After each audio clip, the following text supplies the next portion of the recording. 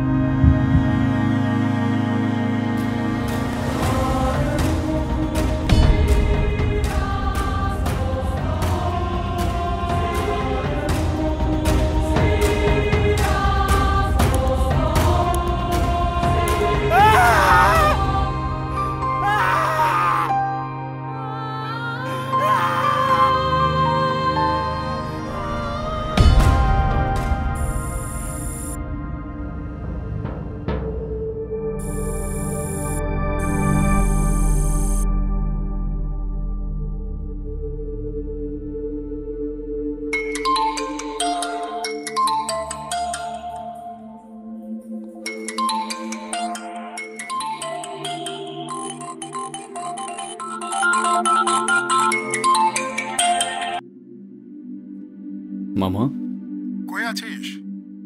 বিছানায়। কি করছিস? হাতে কাজ কি তোর? তুমি ভালো করেই জানো আমার হাতে কি কাজ। আচ্ছা শোন, ঝটপট তৈরি হয়ে চলে আয় আমার ল্যাবে এক্ষুনি।